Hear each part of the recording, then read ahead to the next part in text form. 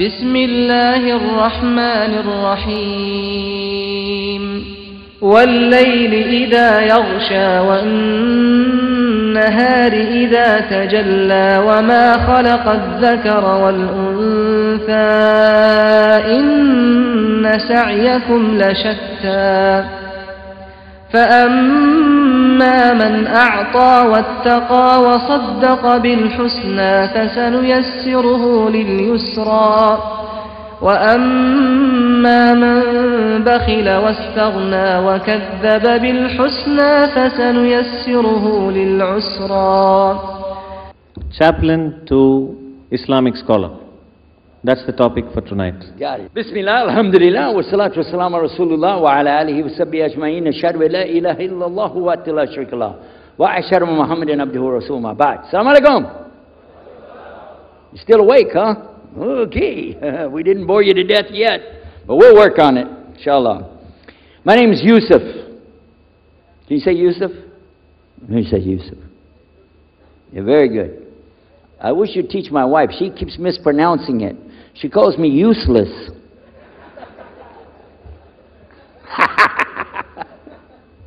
Alhamdulillah.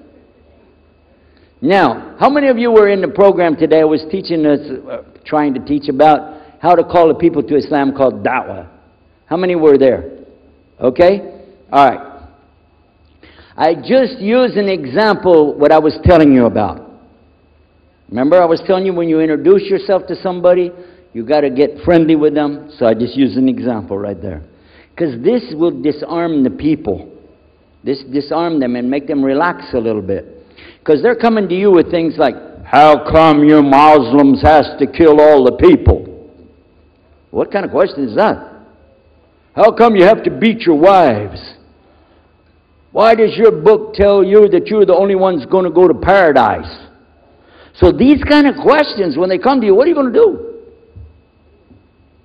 So the first thing, as we said in the program, and I hope, by the way, if you didn't join us today, join us tomorrow. Are we continuing tomorrow on the Dawah thing or no? Oh, okay. But when we're doing it, you look through the schedule. I'm not going to get into that, but just look through the schedule and join us for this whenever we're talking about the Dawah.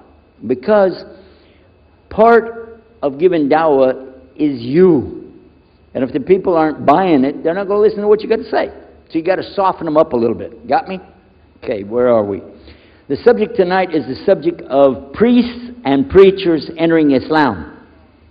And often people ask me, we heard about you used to be a priest or something and you came into Islam, so, tell us about it. We want to know, how does that happen? And it's not just Muslims who want to know. Non-Muslims would like to know the story too, because they feel like, you mean you didn't understand? I mean, you were a priest, you didn't understand about Jesus? Come on, man! So, it's a topic that I talk about a lot. The first thing I have to do is clarify a couple of points. I was not a priest. In the English, we use the word priest to mean somebody who is in the Catholic Church. If you're not from the Catholics, if you're from the Protestants, then you don't use that term. We usually use the term, for instance, pastor, minister, preacher, reverend, and these are some of the titles. We came up with an awful lot of them because that's the way humans are, right? Give ourselves titles. So I was a preacher and a minister of music. But that doesn't really matter, but just if you're talking to a Christian and you say a priest, he's going to say, oh my God, how is that? And when they find out, oh, you weren't a Catholic, well, that's a lie, then you weren't a priest. So I want to clarify that. As a matter of fact, I will tell you, in my own estimation, I'm probably the least of the factions within this equation. Because there were so many other people that came into Islam the same time I did. That's why it takes a little bit of time to tell the story. But they asked me to tell it tonight, so we're going to do that. But I want you to listen carefully to realize what goes through the mind of a person that's not Muslim. Okay? And I usually start out by telling people that my father and I were both ministers, and both of us were also businessmen. In the reverse order. We were business first and preacher second. Got me? Because, well, you know, as they say, business is business. And that's exactly how it worked. We operated mostly in Texas. We had a place in San Antonio, Houston, and also in the Dallas area. And we were very concerned about Christian conditions. So my father started something called Concerned Christian Centers. And basically, if you look at it from a material point of view, it was a place to sell stuff. But what we would do is take consignment things in. People could bring things into us, and then we would sell it and keep part of the money, and keep a lot of the money. But anyway, they would bring in what they make with their hands, arts and crafts. And a lot of old women, they like to sit around and make things, then they give it to us, and this helps the church, which is called the church, and then it helps them as well. So it became like business and religion tied together, and that's very common in our country. At one point, my father told me, we're going to start doing business with a man from Egypt. Well, I said, well, oh, this is great. International sounds good. We can put this in our business card. We're international. He said, and this man, he's from Cairo, Egypt. And that's where, if you know, they have the Nile River. They have those big pyramids. They have the Sphinx, Abu Hul. You know, they got everything. I'm saying, oh, this is good. He said, and he's a Muslim. I'll never forget it. I've told the story many times, but it's just like it happened yesterday. I'm standing in between the kitchen, or in the dining room and the living room area, you know, like this when we're talking, and I just stopped like this. I said, what? A Muslim? No way. No way do I want anything to do with that. Dad, come on, you should know better than anybody. Because we were linked in with other preachers. My father supported people like Pat Robertson. Huh? You know him? Pat Robertson? And Oral Roberts. He's not very popular anymore, but he used to be real strong. And his ministry up in Tucson, Tulsa, Oklahoma. In addition to that, people like Benny Hinn. I don't know if you heard of Benny Hinn. He's coming over this way, so look out. And there's many of them. John Hagee, and the list goes on. Jerry Falwell, Jimmy Swaggart, some of the names, maybe you heard those before. We know these people. We know all about them. All about them. Okay? So at one point, here I am standing there talking to my father about a Muslim. These are the enemies of God. This is what we've been taught. These same people, I just mentioned their names, in their preaching on the television and so on, this is what they teach. Muslims are no good. Now it just became Muslims are terrorists, but back then, you know, we didn't reach that level yet. We were still just kidnappers, hijackers, you know. They said that Muslims don't believe in God, that they're worshiping a black box in the desert, and they kiss the ground 5 times a day. Now that's what we know, man. So here's this Muslim going to do business with us. I told my dad, no way, I'm not going to do it. And he insisted. He said, I want you to meet this man. He's very nice. And I said, I don't want to meet him. I never am like this, by the way. But on this case, I said, no, that's one thing I'm going to stand firm against. We're not going to do it. He said, I want you just to meet him. I said, all right, I'll do it for you, but I'm going to do it my way. I'm going to go to church. And it's going to be on Sunday. When I come out of the church, I'm going to have my Bible under my arm. I'm going to have the salib. I used to carry a big cross. I'm going to have my cross with me. And I'm going to have my hat that says, Jesus is Lord. And I'm going to have my wife, born-again Christian, with me. And we are going to get this demon, devil, infidel, Muslim, and we're going to show him Jesus.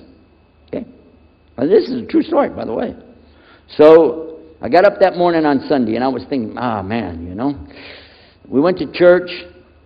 Strangely enough, the preacher was preaching out of the Old Testament about salvation coming at the time of David, which really puzzled me because according to Christianity, it's coming through Jesus. And it really, that opened a door for me, but that comes up later in the story. Why was he saying there's salvation before Jesus? That's interesting. Now, when I get there to my father's store, I'm looking around, you know. I'm looking for somebody wearing, you know, a long white robe and some kind of black you know, thing over that with a long beard, and I guess I was looking for me, wasn't I? Anyhow, when I get in there, I don't see this guy. By the way, imama, sword, everything. Ayatollah Khomeini, maybe. This is what I had pictured. I said, where is he? I'm ready. My father said, he's over here. I said, where? I said, here. This is a normal guy. He was normal. He didn't have a beard. He didn't have any hair at all. I said, how do you do? I told him my name. He introduced himself. His name is Muhammad. I said, how do you do? After the niceties of hello, how are you, how's everything, I said, do you believe in God? He said, yes. Oh, yeah? Sure. I said, but do you believe in the God of Moses? He said, yeah. Abraham? Yeah. What about David and Suleiman? He said, yeah. So when I meet this man, I'm impressed that he's believing these things, but I thought maybe he's just saying it. So I even asked him, what about Jesus? Because I thought maybe they're kind of... First I thought Muslims were like Hindus. That was first. And then when he said he believed in some of the things of the Bible, I said, okay, maybe they're like Jews. So that's when I said, yes, but what about Jesus? Do you believe in Jesus? And he said, yes. I said, okay, wait a minute. This is going to be easy. I can convert this guy. So I agreed that we're going to do business with him. And in fact, I took him immediately out to have tea together. We sit together, drink tea, talk a little while. And I start tearing the peach stream right away. I'm in the Bible. I got it right there. Flip it open. Genesis. Let's talk about Abraham. What do you know about Abraham? Abraham, he had 2 sons, you see, and blah, blah, blah, blah, blah. And I'm doing all the preaching to him. Imagine this. And he sat there. Okay. He's a graduate of Allah's heart. And like this. Get me? You know what I'm saying? Well, it happened that during Ramadan, some of his friends that he was staying with had to move their apartment around or something, and he was going to go stay in the masjid for itikaf in Ramadan. It's normal. We didn't understand. I thought he has nowhere to go, and I told my dad, this man has nowhere to go.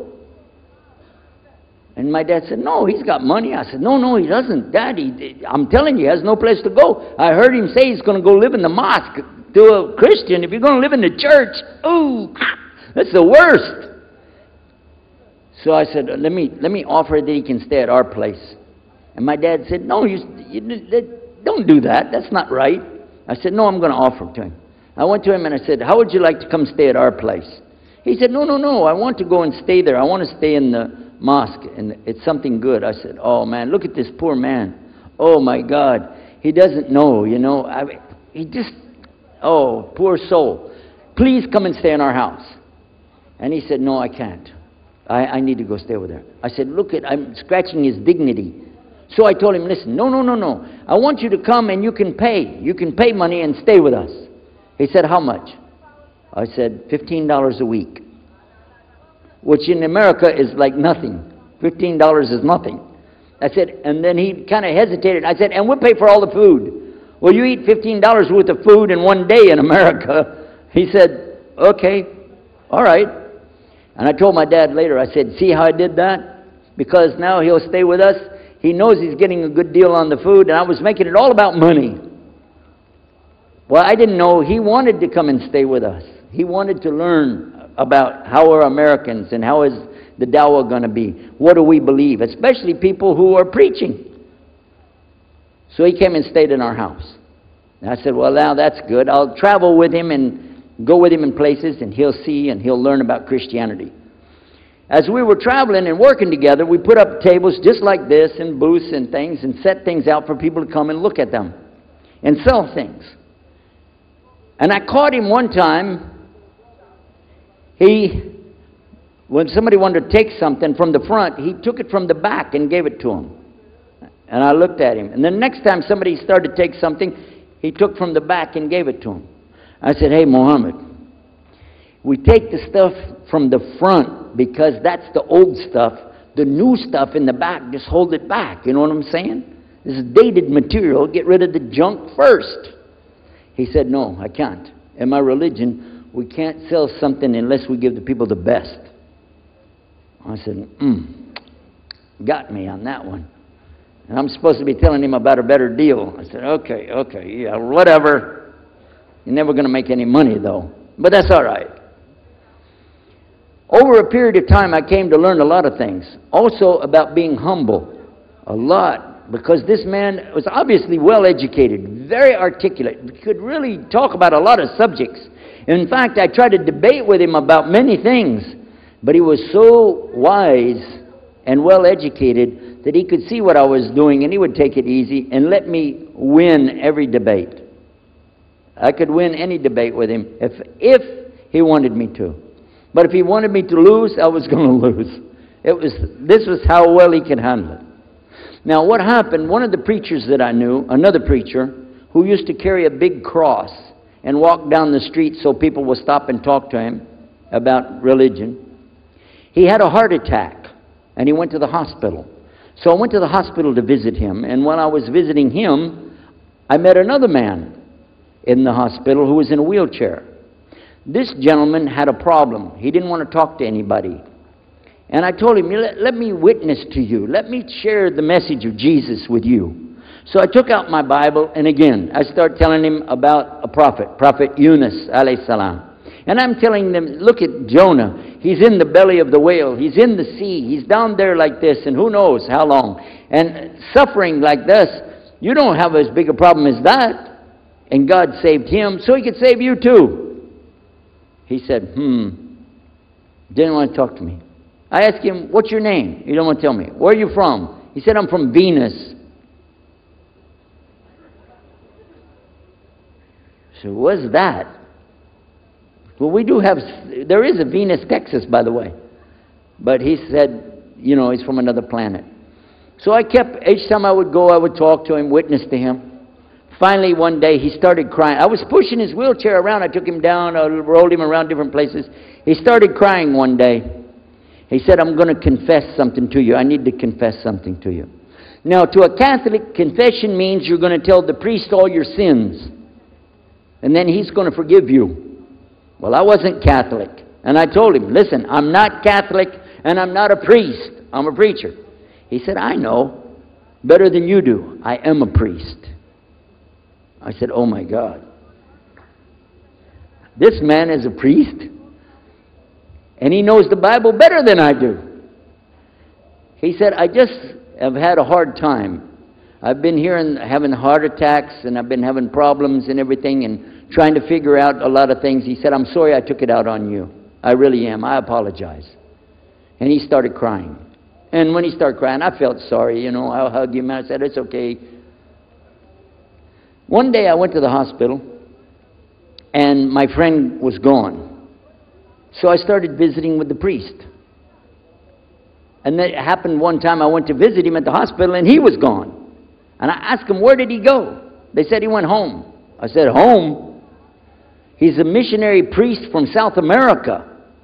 How did he go home? She said, I don't know, he's not here. I'm sure his family. I said, he has no family. I know him personally. He has no family. Where did he go? She said, I don't know, we're not responsible for them. I said, well, let me see where he went. You got it in your file? She said, I can't do that. Those are locked up. Nobody can look in the file.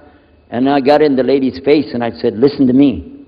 This man could die in the street right now, and it's going to be your fault. And you're going to get sued because I'm going to sue you for him. She said, okay, his folder's over there, but I'm not going to watch. I went over and I looked for it, got the address where he went. Sure enough, he was in a place where they put people that have no place to go, a shelter. So I went to the shelter and I found him. He was still on crutches. He saw me, he started crying again. He said, please get me out of here, get me out of here. I said, okay, come live at my house. Now, I told you the story so you can see something. Now look, I have 2 visitors in my house. One is a Catholic priest. The other is a Muslim. And I'm thinking I can get the Catholic priest and convert him to be a Protestant. At the same time, I'm going to catch the Muslim and bring him over to Christianity. High aspirations. But it didn't work. Some strange things began to happen. We would sit around the table at night to discuss what is the Bible and what's the salvation. My father has a Bible. It's called King James Version of the Bible. Most of you probably heard about it, especially any students of Ahmadiyya or Zakir Naik. You've heard about King James Version of the Bible. But I work out of a different one that I've had since 1953. It's called the Revised Standard Version. And it says in it, King James Version has grave mistakes, grave errors, defects in it. That's what it says. So I began to preach out of mine, which doesn't match. And my father said, no, it's this way. I said, no, it's this way. Now my wife comes up with her Bible from Jimmy Swaggart. It's called The Good News for Modern Man. Okay? Totally different. It's written in modern vernacular. You can just, say anything you want to with it. You don't even recognize the Bible anymore. The Catholic priest, he's got another Bible. An older Bible with 73 books. We're working out of 66 books. And his is not even the same in the verses. It doesn't match up at all. And I never even knew about this subject until then. And he's saying this, and I'm saying that. My father's saying something else. My wife's on something else. And all the time, Muhammad the Muslim is sitting over there like this.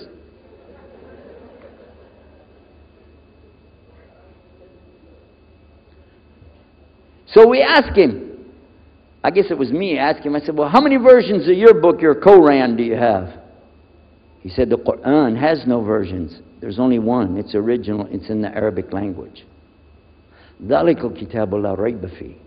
This is the book that has no doubt. Huda lil-muttaqin. It's guidance for those who have taqwa for Allah. As Sheikh Muhammad Jabali was just telling you about this shield or taqwa that you have to have between you and Allah subhanahu wa ta'ala. And only certain people are going to get the huda, hidayah, dina, from this Quran. These people that have the taqwa. So when he's telling us that the Quran is one, I'm going, huh? And it's in the original language, we still have it. You know what I was thinking? He's lying. I was sure he was lying because he could see the problem we were having, and he just sat back and made that up. But I don't know Arabic at that stage, so I don't know what to say. Maybe, I don't know. And he left it at that. He didn't try to preach. But it put a big doubt in my mind now about, we got all these books, he's got one, and la rayba fi, no doubt in it. So another time we had another discussion that came up. Now this time I went to the other preacher who had the cross. And I was asking him, I want to be able to explain the Trinity. He said, you know the Trinity. I said, yeah, I know. And I know the Council of Nicaea when we had that. But I want to know the way to explain it so a human being can just understand it. He said, okay. It's like an apple. Just take an apple. The apple has a shell around the outside, the skin. Inside is the meat. Inside of that is the seeds. Okay? 3 things, 1 apple. That's the way. I start going back. I'm going to tell this Muslim about the Trinity. But on the way, I remember his arguing with me, his way of debating with me. I said, no, he's going to tear me apart. As soon as I say seeds, he's going to say there's more than one. So it could be 7 or 8 or 9 or 10 gods all rolled into one. No. It's got to be special. It doesn't work like that. Let me go back and try again. So I went back to him. I said, what if he says there's more than one seed in there? He said, okay. I said, and besides, it could have a worm running through it. Then that would make it go up another notch. What can I do about that? He said, okay, forget the apple. I said, okay. It's like the babe, the egg. Use the egg. The egg has a shell. Inside of the egg is the white. Inside of the white is the yellow. 3, 1 egg. That's it. So that's good to go. Now I start going home again, and it hit me. Wait a minute. The egg could have a double yolk.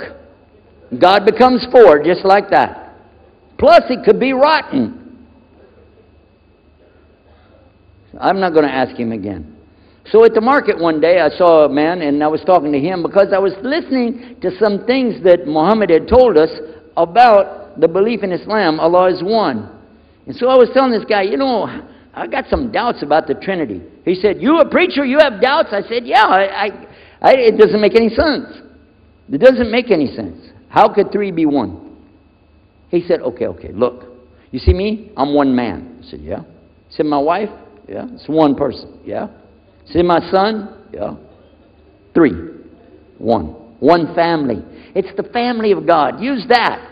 I said, there you go. The family of God. You don't get very far on that one, and you realize right away they could have another kid just like that. But worse, they could get a divorce. You want a God that can get a divorce? Huh? In Texas, if you get a divorce, your wife gets the cars, house, your retirement check, your 501, your Keogh plan. She's going to get your computer and even your email. You got nothing left. And I don't want a God that could have a worm in it. I don't want a God that can be rotten, and I don't want a God that can get a divorce. I want to explain this Trinity the right way. Sure enough, the subject came up, Trinity. There we are. Now here's the priest trying to talk about the Trinity is like an apple. I'm going, you don't go there. And then he's an egg, don't worry about it. The family of God, forget about it. I know what's going to happen. So we ask Muhammad, we say, okay, what do you say about God? What do you think he said? أعوذ بالله من الشيطان الرجيم بسم الله الرحمن الرحيم قل هو الله أحد الله الصمد لم يلد ولم يولد ولم يكن له كفوا أحد. And he explained it something like this. Say he is Allah, the unique, not like anything else. He's eternally sought after by his whole creation, but he doesn't need the creation.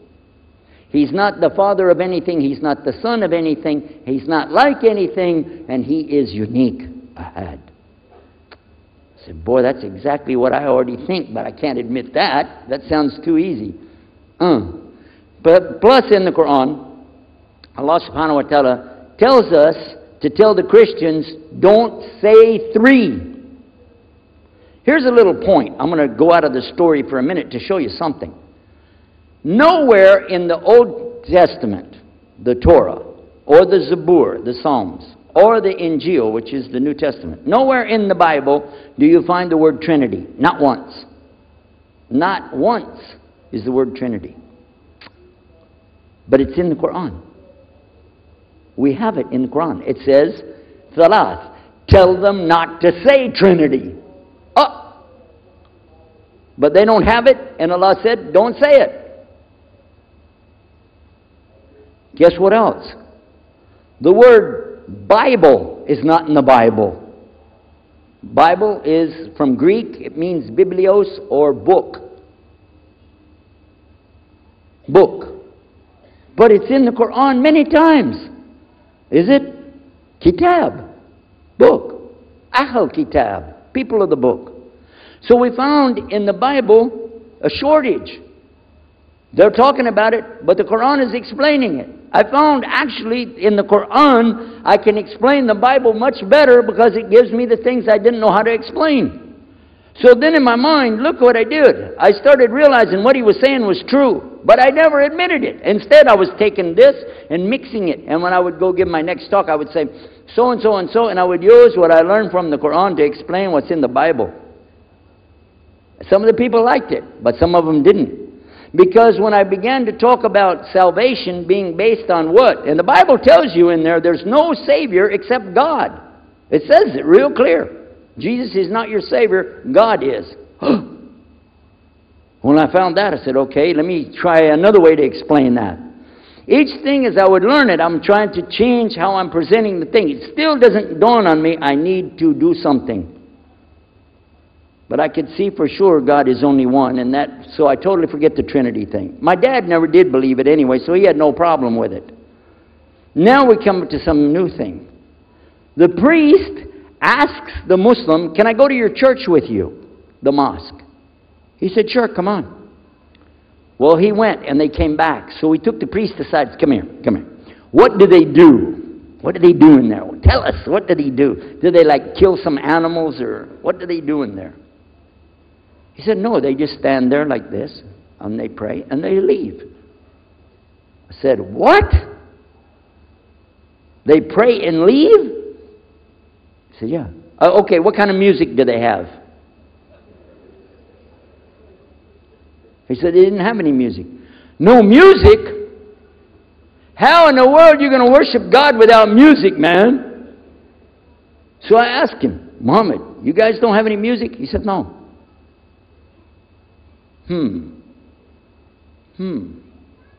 Now, I'm in the piano and organ business. I said, how many mosques are there in the world? He said, millions and millions and millions of them. And I said, none of them have a piano. He said, no. Any of them have an organ? He said, no. Oh, man, I can get rich. Just introduce some music to these guys, put it in there, you know, bound to be. I said, do the Arabs have any music? He said, oh, Arabs have music. I said, boy, I got it figured out, boy. I can see my next $1 million coming right straight up at me, you know. So then the priest asked again another time, he wanted to go back to the masjid again. He went, this is middle of July, 1991. He went to the masjid with him again. And by the way, this masjid, Sheikh Mohammed Jabali knows it very well, is on Medina Drive in Arlington, Texas. And that's where they were going to, because we were living in Midlothian, just south of Oak Cliff and south of Dallas. So they didn't come back. All night we're waiting. What happened? Very late they came back. And when he came in, I looked. There's Muhammad. I recognized him. Who's the guy with him, though? He's wearing a white jalabiyah, white dress like this. Has a white pillbox cap on his head. And I looked at him and I said, Pete. His name was Father Peter Jacobs, but we're not, you know, Catholic, so I don't have to call him Father. I said, Pete, did you become a Muslim? He said, Ashhadu an la ilaha illallah, Ashhadu Muhammad Rasulullah. I said, oh my God. Now, I used to have cameras like these cameras right here because we had a television show called Estes Music Jamboree. So I got one of our cameras out, opened it up, set it all up on the tripod, and I was going to interview him and ask him, well, you know, well, you went to Islam. What happened? While I was talking to him, though, he fell asleep. So it was still in my mind, and I was thinking, what am I going to do? This is too amazing. Now, here I'm preaching to the people, and I'm trying to change what I'm saying, and here's a priest, just became a Muslim. My father's saying it's a good deal. It sounds all right to him. And I don't know what to do. So I decided I'll talk, make mashura. I talked to my wife. We have an apartment upstairs. We were in our apartment up there, and I'm telling her, oh, you know, a priest became a Muslim today. What is that? And can you imagine what they were saying about the Quran and saying about this and so and so? All of a sudden, she said, I want to get a divorce. Oh, whoa. It's not the subject, but what happened? She said, no, all this talking about religion and talking about Islam, and so I can see. I said, oh, no. No problem here. No problem. I said, you thought no, I was just observing somebody else. No, I'm not interested. Trust me. I don't want to be with those Muslims. Last thing I want to do is be with a Muslim. No way. Just put your mind at ease. She said, I need a divorce. I said, where are we going with this again? What's the problem with that? What happened? She said, a Muslim can't be married to a Christian. I said, what? No, wait a minute. Hold on. I don't look at me. I'm telling you, I swear I don't want to be a Muslim. Okay?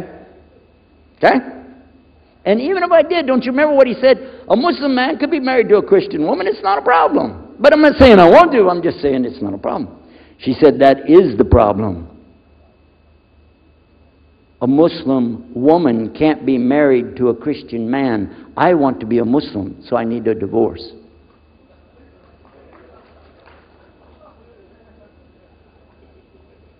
I'll never forget, I was sitting right on the edge of the bed, just sitting there, you know, and I almost fell over. I said, at last, I can tell the truth.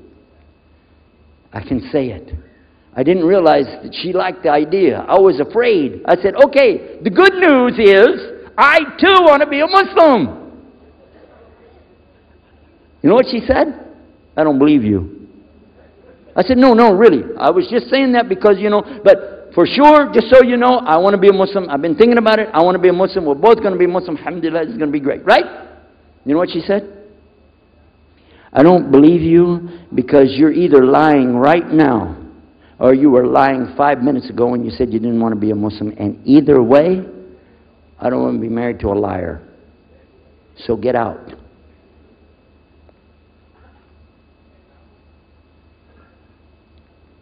So I started leaving. I'm walking down the stairs of the apartment. I'm down to my father's part. I said, wait a minute. Where am I going to go? This is my father's house. I just got thrown off of my own property. What happened here? So I went to get to Muhammad, and I woke him up. I said, come, you and me, we got to talk. Come with me.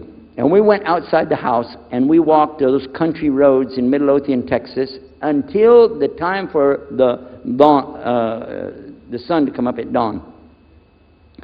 And all that time, I talked to him about what's it like to be a Muslim, how do you have to believe, what do you have to do. Let me hear all of it now, and no more playing a game. I'm not debating, I just want to know. Just tell me. Just tell me what's Islam. I need to know what I need to do. And he told me everything, and I realized this is it. I got to make a decision. This is a big deal, though. And he told me, okay, this is up to you. You have to go make a choice for yourself. I can't help you. I said, oh my God.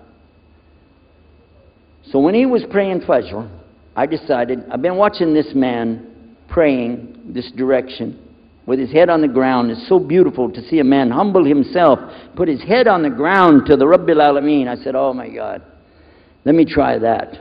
So I sneaked off somewhere where nobody could see me, illallah. And then I found a place, a board there, you know, and I bowed down on the ground, and I put my head down on the ground on that board there. And by the way, I'm pretty good at speaking, especially in prayers. I used to make so long a prayer, they wouldn't let me say the prayer at Thanksgiving because the food would be cold. Okay? So, but I put my head on the ground, and only these words came, no more words, just this. Oh God, guide me. That's it. And I was thinking, well, I got to say more than that. Nothing. Oh God, if you're there, guide me. That's it. After a while, I sat up and I looked around. There wasn't any fancy rainbow. It wasn't birds flying around. There was no big signs from above. There was no music, angels, harps, nothing like this. It was just a cloudy day in Texas. But inside, I could realize I had to make some changes. To me, that's what I need to do. There's the problem, it's inside of me. Within a few minutes, it became clear what I needed to do, and I had to develop an idea of how to pull this off. I talked to my wife, I talked to my father, I made a bath, and at 10 o'clock that morning in Midlothian, Texas, I went in front of this man named Muhammad and this new man named Yahya, who used to be the priest, and I said, Ashhadu la ilaha illallah wa ashhadu anna Muhammad Rasulullah. Immediately after that, my wife did her shahada. Ashhadu la ilaha illallah, ashhadu anna Muhammad Rasulullah. A few months later, my father did his shahada. Ashhadu la ilaha illallah, ashhadu anna Muhammad Rasulullah. Step by step by step, we saw so many people enter into Islam. We wanted to tell the whole world what is Islam. We wanted everybody to know the real Islam. I said, how could this escape our knowledge? How could we not know about this great and wonderful thing called Islam? And it looks like all we got to do is just tell the people. I went to the imam of the masjid there and I told him, let's tell the people. Then I found out something else about us as Muslims.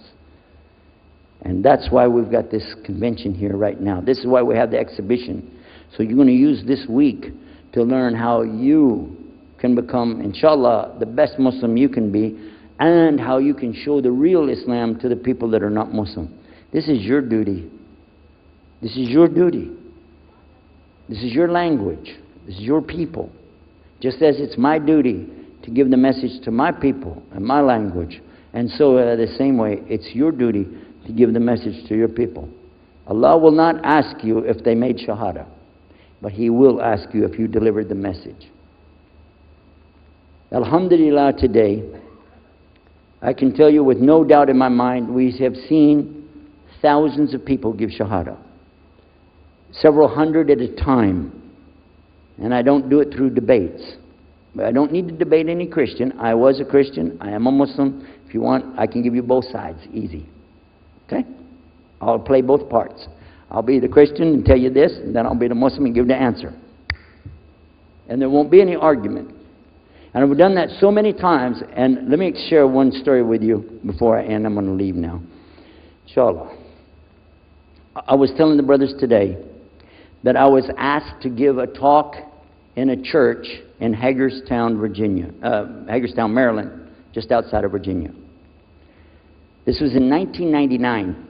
And I went there and I gave a talk in the church on Sunday. Because I know how to address the people. How many years was I a Christian? 50 years? I know what they want to hear. Get them ready, and they said, "Oh, wow, this is normal preaching." But then when I came to the part, La ilaha illallah, I stayed on La ilaha illallah until they said, "Yes, that makes sense, it makes sense." There was one old lady that she was saying yes. Afterwards she said, "Yes, but I just don't want to do it the way you're telling me." Okay? But guess what else happened? 2 people did Shahada right there. Hello? In the church. In front of their preacher. They said, "Yes, we agree. We like this. We want to know more. And we say there's only one God to worship. Shahada la ilaha illallah." In front of the preacher. And one of them was his daughter. I took them to the masjid, and they did Shahada in the masjid that afternoon, a Sunday afternoon. And later, the boy, he married the girl. They're Muslims living there now. Now, let me ask you a question. If I would debate and argue with this preacher and made him look stupid, would he ever bring me back again? No. I'm going to ask you a question. If you were at a place and you saw somebody change their religion to another religion in the temple of that religion, and the father was the priest there, what would you think? Is that man ever going to call me again? Do you think he'd call me again? 3 months later, he called me again. Come back again. We really enjoyed it so much. I said, "How's your daughter doing?" I want to remind him, see what he's going to say. He said, "Well, she's doing fine. She likes Islam. It's very nice, lovely. She treats us so good. You know, we're amazed at her personality. We love you guys. Could you please come back again?" And I did, alhamdulillah. So I'm just showing you that it's not guidance from me, not guidance from you. It's guidance from Allah. Allah guides whom He wills. Whom He wills. So we ask Allah to guide me, all of us, and all the people. And whoever He guides, they'll be fine. But whoever Allah doesn't guide, they got a problem. Serious problem. Our job here with this exhibition of peace, vision of Islam, is to do one thing. Communicate the true message. If the people don't want it, that's your choice. That's their choice. You don't have to take it. But it's our responsibility in putting this on, all the scholars that are here, it's their responsibility to tell us what's the truth in Islam and let us see for ourselves. And that's what we're going to try to do through this week. So I need you guys to listen to me. You have to participate. Your side of it. Your side of it is to show up every day. And your side of it is to bring other people. I want you to look at all that blue plastic. Look at the blue plastic back there. You see that blue plastic? The next time we come up here, I don't want to see blue plastic. And that means I don't want you to steal the chairs tonight, okay? I want you to go get some people and fill up those chairs so they can hear this message before it's too late. Because if that man from Cairo, Egypt, had not taken the time to spend 3 months of working slowly, carefully, nurturing myself, my wife, my father, my daughters. They also became Muslim, by the way. I forgot to mention that part. And a priest. Look at what Allah gave him. And from all the people that we gave Shahada, this man in Egypt is taking the reward for that, even now. Even now. I'm not saying you'll give a Yusuf Estes the Shahada, but I'm saying Allah will give you the reward according to what you're trying to do. Please don't leave this place tonight and forget what you heard here. Please carry this with you. Dr. Jafar Sheikh Idris and Muhammad Jabali, both of them, presented something very special. I noticed some of you going like this at different times. This is because Allah is not letting you hear a message. So you need to get your sleep tonight so you can be awake tomorrow and catch these messages when our scholars are speaking to us. Because Allah will keep you from getting the knowledge if you don't respect it. So please participate in this the right way. Come here, show up, fill up these chairs, and get the people. Get on the telephone and call people. You know how to use a cell phone in India. I know how that works. And get on the email and tell people what's going on. Make sure that this is a success from the standpoint that we have people here to hear this message. Jazakumullah khair. Wassalamu alaikum wa rahmatullahi wa barakatuh.